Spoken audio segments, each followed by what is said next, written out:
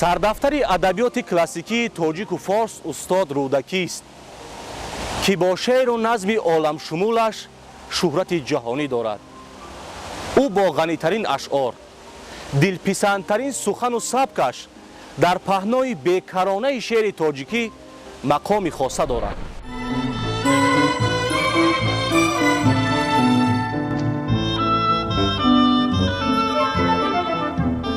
ارج گذاشتن به شخصیت و آثار این سخنوری توانا و ممتاز احترام به غناوت معنوی ملت است.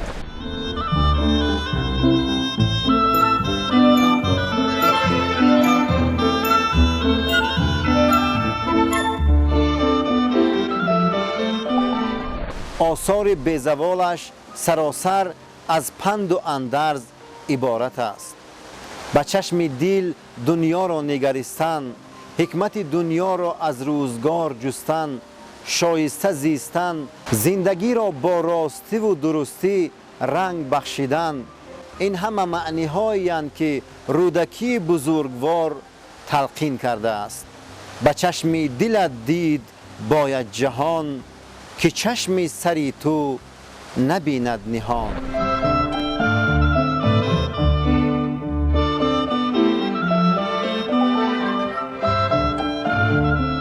زبان تاجیکی همون زبان است که آدم شعرا استاد رودکی داری سخن را با آن سفته و دری معرفت را برای عالمیان باز نموده است.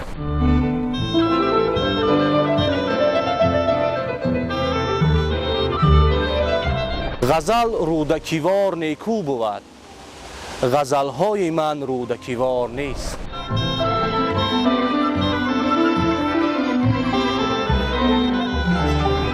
گر سری یابد به عالم کس به نیکو شاعری، رودکی را بر سری آن شاعران زیبد سری.